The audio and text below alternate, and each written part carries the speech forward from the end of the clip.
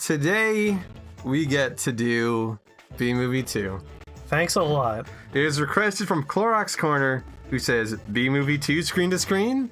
Well, unfortunately, the answer is yes. B-Movie 2 screen to screen.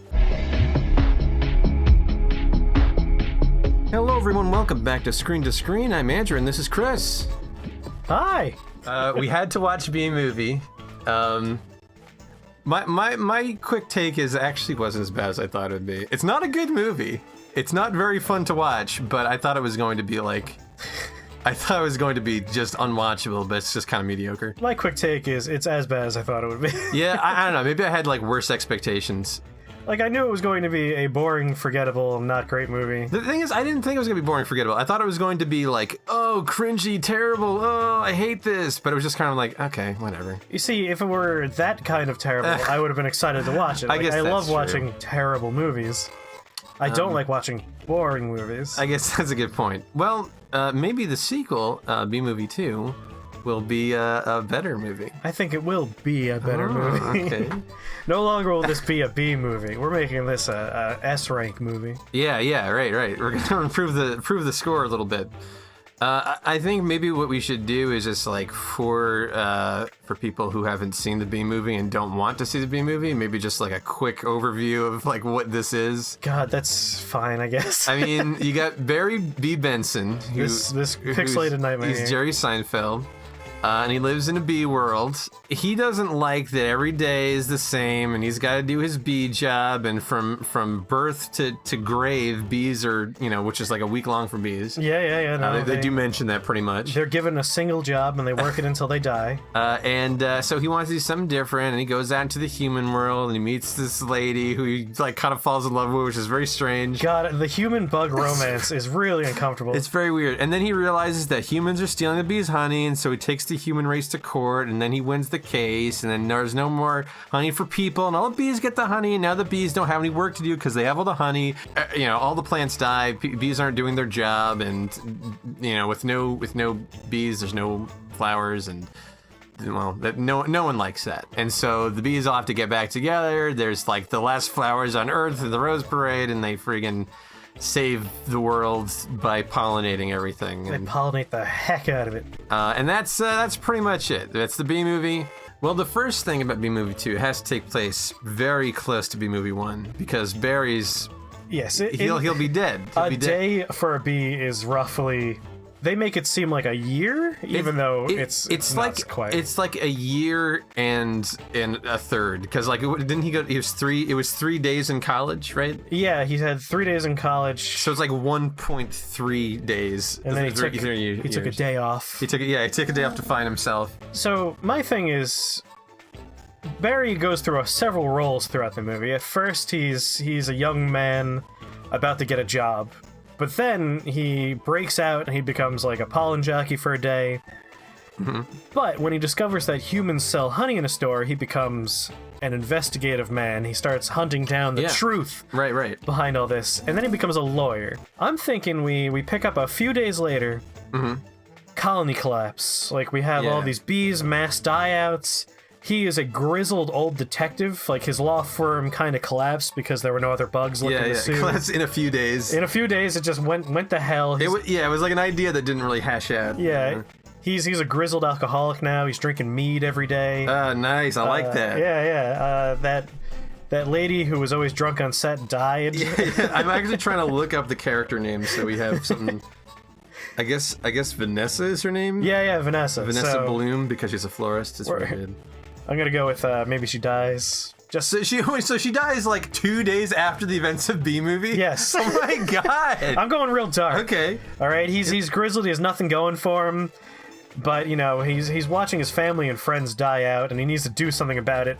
And he knows that the humans have to be behind it somehow. Mm-hmm. So that's our setup. We have a noir detective story about a man trying to figure out what's killing all the bees. Okay.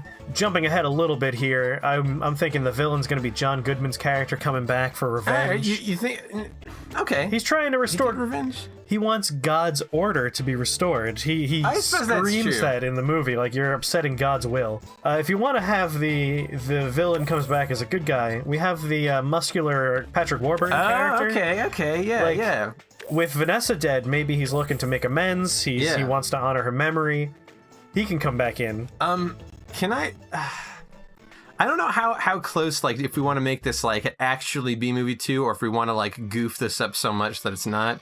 But I've also thought about what if Barry and Vanessa, you know, have a sexual relationship. Does she give birth to a bunch of bees? Does that happen? How do they do that? Now, if this is truly B-movie 2, then we can't really go into that too much.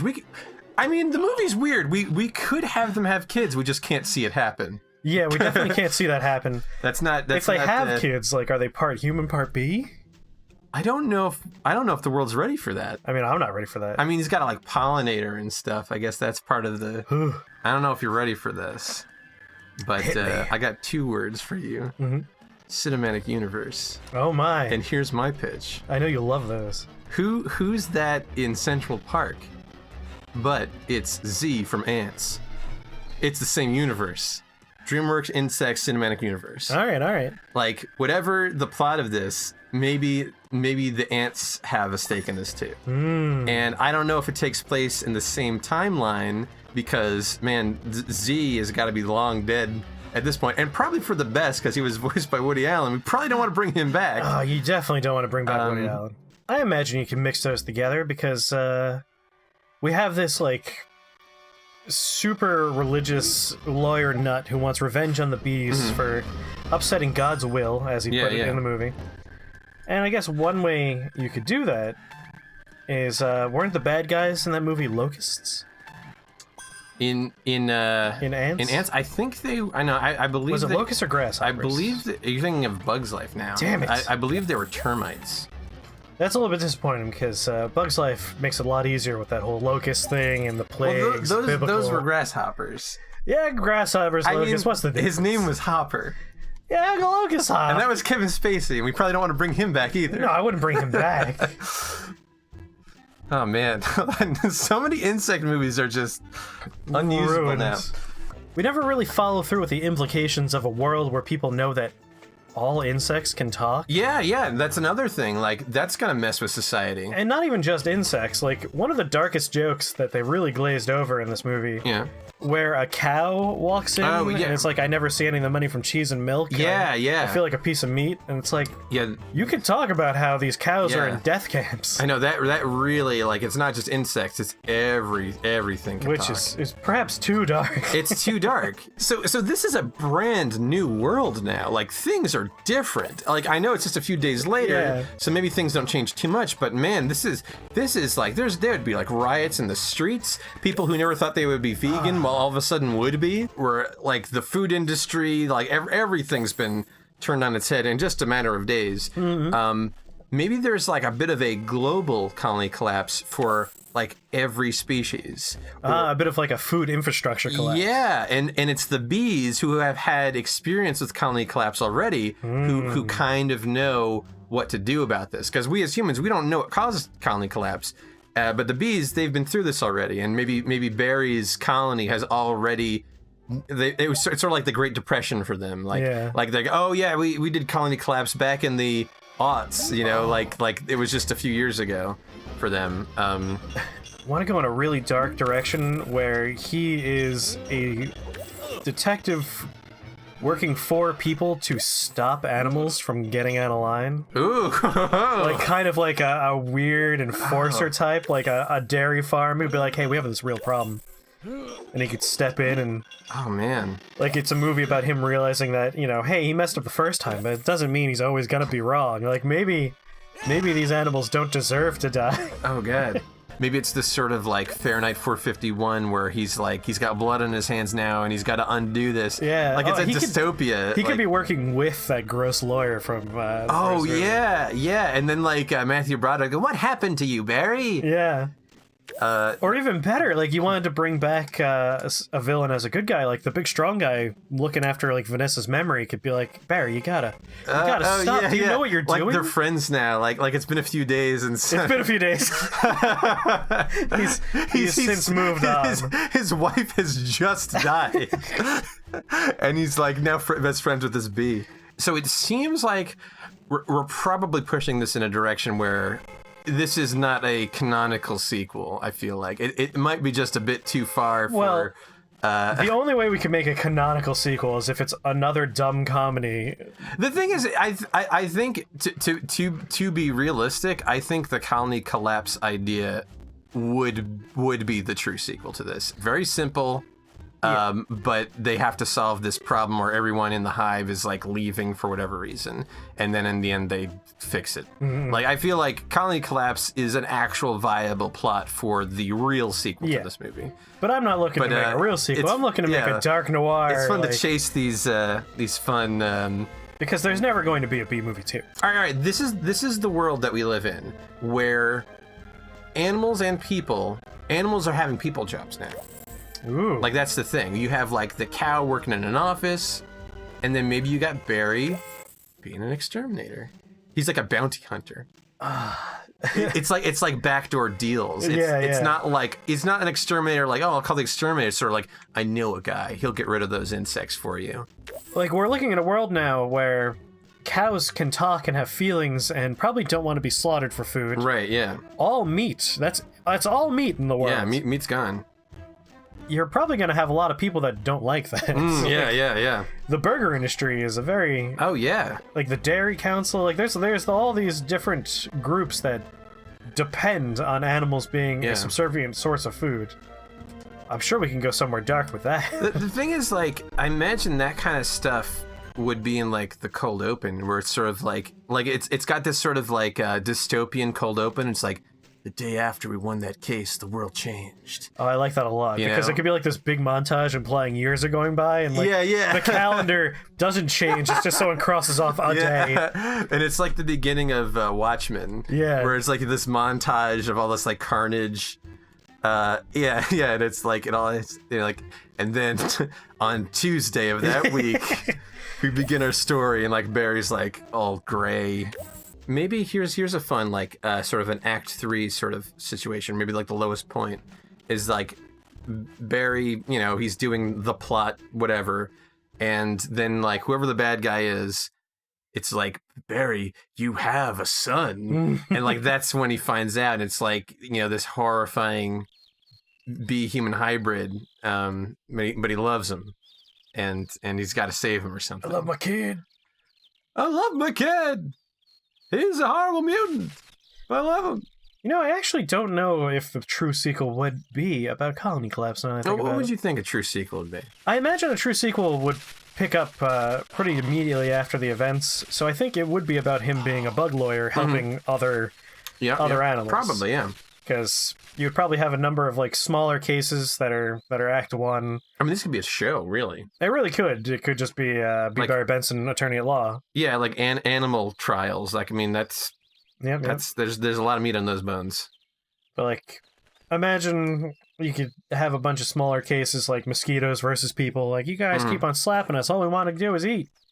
Well, we can also address like all of these bees should be female bees. We could reveal that every character who we see as male in the movie, that's just actually how female bees are. That's just how they are. The world has been turned upside down. It's a dystopia. It's a Blade Runner-esque dystopia. Yeah. It's like a utopia. The world's at the brink between utopia and dystopia, and it just needs a push.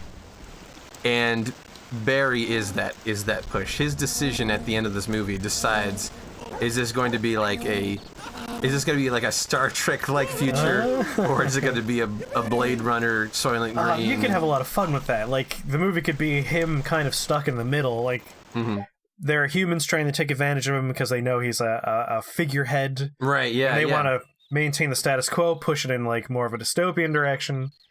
Well, dystopian for bugs. Yeah. They try to trick him into this is good for bees. Remember last time you messed around, you almost ended the world, Barry. It's called the Bee Movie. It's not called Barry B. Benson the movie. I say Matthew Broderick is the main character. And he does the opening narrations like, 5 days ago the world changed. And it's like, my friend Barry, he's seen this happen. Maybe we want to make him the main character. Yeah, the Matthew Broderick. Yeah, that's what I'm saying. That's what I'm saying. Yeah, Like he could be the grizzled detective with the yeah. little plastic cocktail sword. Right, Like, he even right, has, right, like, that fun injury to play off of. Right. And he's seen Barry get corrupted. Yeah. Like he's seen the world change for the worse. I'm into it. I'm into Barry being the villain and Broderick having to take his friend down. Yeah. Like he's got to take Barry down, and this is like his journey, like his friend this whole time. But you know, in his character arc, like he was always the one, you know, stick to the status quo. That was his thing. Exactly. Like don't rock the boat, Barry. But now in this dystopian future, there is no status quo, and he has to be the hero. He has to. He's that not, advances his character arc from the first movie too. Yeah, I like it. He's not an important. He doesn't start off as an important person at all. No, like no. Barry's let this all go to his head.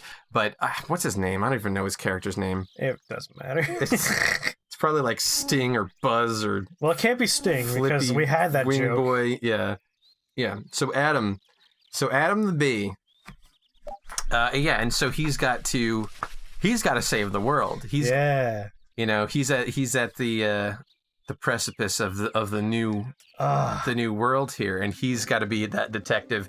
Like he's a little no one. He's solving the clues. He's connecting the dots. In that cold open, Barry kicks him out of the law firm. He teams up with Religious Man instead. They have a much bigger firm now. And he's dying too. That's the thing. That's the thing. Like Adam has to die at the end of the movie, but his last dying wish is to leave a world for Barry's son, because he knows about it and Barry doesn't. Yeah. Are they human size? Are they bee size, or somewhere in between? I don't know. Is it a whole bunch of tiny humans or a big bee? I don't know. It's horrifying to think about. It is horrifying, but we don't even have to like show any of that. It could just be people understand bees are sentient. That means bees could be using human technology at this point. Yeah. Which means the hive could look like Blade Runner. Oh, yeah. They could have smartphones on the sides of buildings. Yeah.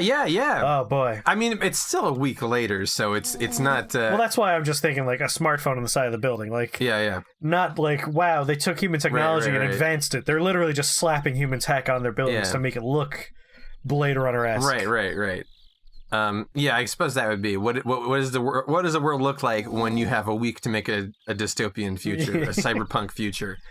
I guess this movie would have to take place in 2006, though, wouldn't it? Or 2007, whenever that came out. Yeah. I don't know. They don't have a lot of things that date the movie very much, so maybe it wouldn't matter so much. I mean, we could also. They play loosey-goosey with the rules of bees anyway. Like, maybe because he lost his stinger, he's long-living. Wait. You can freeze bees. Oh, my God. Right? Like you know how, like that fly trick where you... Yeah. Maybe they get frozen in a refrigerator. Yeah, oh, God. They wake up, like, 10 years later. There could be, like, a dark moment where Barry slams the freezer door and Adam just like, I don't need you anymore. Yeah.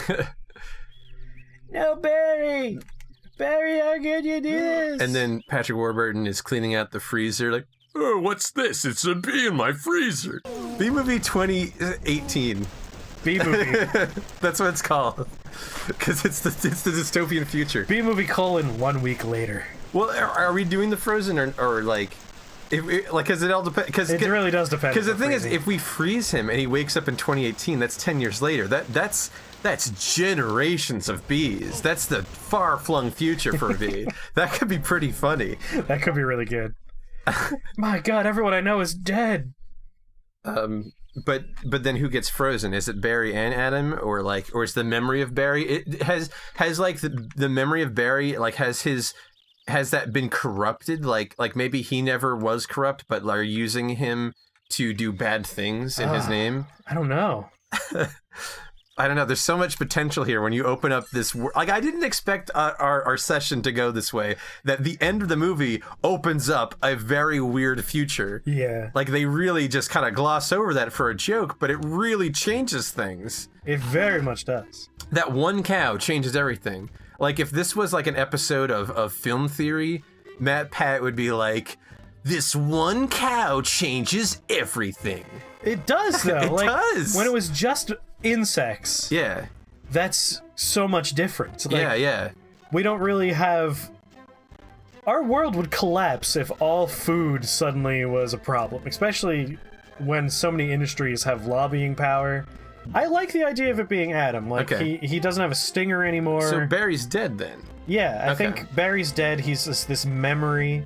The kid could still be a thing that Adam can discover. It could be like a dark secret. Oh yeah, the kid would be alive because he's like half human, so Yeah. he'd be around longer. He'd have that aging capability. But then, like, we could have it being he's a hunted figure, this child, because people Yeah. are trying to maintain the status quo. Or conversely, are there a lot more of these hybrids now? Oh god. It's like a nightmare world of like all these half human and half everything. Yeah. That would raise a lot of disturbing questions because bestiality has been a thing for quite some time. It would be. Yeah, that's true. We just chose not to have babies with people. Now that we know, we're gonna flip that switch, everybody. So it's You fuck a sheep, you better be ready. It's a dystopian future where everyone's vegan and everyone is having sex with animals. I do feel bad fridging the female lead, but if we're pulling from like noir tropes, Yeah, like that's their just that's where their, it goes their every bread time. and butter. Yeah. But you know, we're also the ones in charge here. We could subvert those Yeah, expectations. maybe we could subvert that. What would she be up to then? In this like dystopian world, I mean, she's got a floral boutique. I bet Barry and Vanessa they get married. Like Patrick Yeah. Warburton's out. Yeah, where he was kicked out of the house. Yeah. Clearly, he was no longer going to be Yeah. be marrying Ms. Zellweger. Right. 10 years, this guy's in the freezer. What would happen if all of humanity found out that the food you eat is sentient, has feelings? I imagine things would get pretty bad pretty fast. Like, you're gonna have people that are... There would be a war. Yeah. Yeah, no, farms would go from being farms to being prisons. Yeah. Like, they would actually be death camps. Yeah. Yeah. Like, it would be bad. So It'd when, get real bad. Yeah. when this bee pops out, he's gonna be in a situation where Barry died, Yeah. Yeah. Zellweger's still around, and she is probably... Let's not... I guess we'll keep Barry as a good guy to the very end. She's probably part of a resistance movement. Yeah. Yeah. Trying to free the bees and other animals. So Adam finds himself in this dark world where a lawyer won't cut it anymore because they're not willing to listen to anyone in court. Yeah. So he has to take the law into his own hands. So it's Renee Zellweger and Barry, Barry, Adam. Yeah. Adam and our big Patrick Warburton man trying to right the wrongs Ooh, of that's interesting. an unjust world. Yeah, yeah. It's a complete dystopia. Like there's the resistance. Like she's living in her boutique is a bunker now. Like Yeah. her she's not a. Yeah. Beehives are now pretty much entirely run like we saw in the honey farm, where there's fake queens installed. and everyone's Yeah. real sad, but they can like have a nice like Blade Runner-esque situation where humans are like, hey, don't feel so bad, you know, here's an iPhone.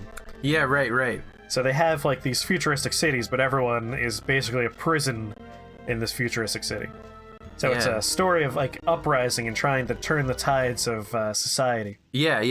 It's like animal rights versus like the status quo. Like keep the animals like complacent. Yeah. You know. Like we could basically tell the same story you see in most movies about artificial intelligence, where we have these class of life that don't yet have rights, Yeah. but they have all the capabilities Yeah, of humans, yeah. so they should have rights.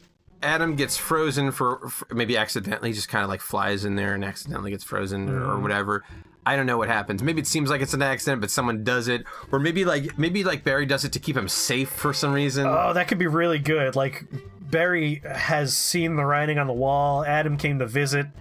They're getting like a popsicle because they love sugary things out of the freezer, and Barry sees outside like jack-booted enforcers coming up. Yeah. And he's like, the popsicle's in the back, Adam. And I was like, all right, I'll get it.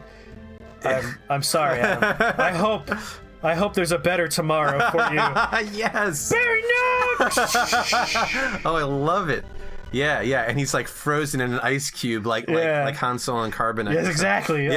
Same pose and everything. That's so good. Like the camera pulls out, and then like the montage of the world getting worse and worse happens. Yeah. But like he could be the leader of a resistance. They can go around breaking up honey farms. That's where the ants can show up. Yeah. Because the ants have never been subjugated. Yeah. But they've been seeing this world go to shit, and they're like, it's only a matter of time before they come for us. We're with you. Yeah, like you have that whole B plot. Ooh, B plot. Like one of the lines from the ants could be like, "We've been working together our whole lives. It's all we know. Yeah, Teamwork." that's good. And it'll be a whole animal resistance. Yeah, like that kind of structures the movie for us. Like Yeah. Act 1 is our character learning about the world with the Well, audience. yeah, it's the whole sci-fi element, like getting frozen, waking up in the new world, finding Yep, out yep. about everything. The voiceover with Renee Zellweger telling what happened in the last 10 years. Act 2 is putting the team together. You're getting the ants. You're going and getting some bees. Right. It's Maybe, sort of like A Bug's Life. Yeah. Like Yeah. You're getting the team together. And Act 3 is the big like yeah, they're all separated. The ruling class of humans have pit the animals against each other. exactly. Yeah. And then Act 3, of course, is our big confrontation where this animal group that's been freeing imprisoned animals takes over the airwaves of television and forms the world. Yeah. Maybe shows some terrible footage they got. Yeah. And Adam becomes the leader. Adam becomes the founder of a new world. Yeah. Oh god, I mean, he could be a martyr at the end if we And need he to. does have to die because Yeah. he's a bee. He can't last that long. Exactly, like he knows he's dying tomorrow. He was frozen for 10 years. The genes are catching up to him. Yeah. He feels it. He knows he's going. Yeah. So he dies broadcast to the world as this martyr trying to change the status quo. There we go. I like that. This is good. Do we have like the ending like? I think the ending needs to be one of those. It's up to the viewer to decide if it is better after this. Like he dies on TV, we show people reacting to that. Maybe Renee Zellweger has one last voiceover at the end, like Yeah. Adam died to protect all of us, but will people listen? I just don't. Dun, dun, dun, dun, dun. I think the biggest problem with this movie that we've created is that the only person who would want to make movie 2 is Jerry Seinfeld, and we have cut him out of the movie. Oh, I mean, no one yeah. would want to make this. Maybe Renee Zellweger. Yeah. Because she's going to be like a badass eye patch wearing resistance. Oh leader. yeah, totally. Yeah, Definitely yeah. has an eye patch. Yeah, she's got to have an eye patch. I guess my final thoughts for this movie. The first B movie raises way too many questions Yes. that do not get answered. They definitely do. And B movie 2, whatever it's called, has to answer all those questions. The horrifying results of what transpired. Like, it's a rule. We don't talk to people. All it took for a bee not to follow that rule was to not get squished by a person. Yeah. You would think the stakes for actually breaking what is supposedly a pretty important Yeah. rule are that low. Yeah, you know what? That's another thing. They never address that. No. Oh, I'm not supposed to. It's bee law. But, like, they don't arrest him. No, they don't. They just go like, no, broke Barry, bee no, law." we're not supposed to do that. And like the bees that are in the prison colony, let's call it the honey farm, like they're watching humans do Yeah. this. Like obviously they know their queen is a fake, and even if they don't, they'd be like, "Fuck you! Stop taking our honey!" Be like, "Oh shit, these bees could talk." Jeez, bees. Like I kind of expected at some point during that movie, after we find out that bees are aware that humans are taking their honey. Because the bees in that colony obviously know. Yeah. It's not a secret for them. They watch it happen every goddamn day of their life. What if Barry in the beginning of the movie dies like bee law? Like they have, God. they have to kill him. He's because like he broke against bee a law. wall. He broke bee law. They're all pointing their stingers at him. We're sorry, Barry. Yeah. But you'll die too if you do this. We have to. It's bee law. It's bee law. It's too late. The bee's out of the bag now. Well, I suppose if any of you watching have any other ideas for B movie 2, let us know in the comments what you want to see on Screen to Screen. And we'll see you next time here on Screen to Screen. Yeah, see you at the movies. I guess that's our thing. I don't know. I'm trying it on. Well, we've tried it for a few, so I guess it's probably it. Ah, that's such a bad one, though. We have to have a better We gotta one. have a better one. Be you later. Oh, God. It's got to be specific to whatever we do. Yep, every time. No, it's always just specific. It's just always be movie.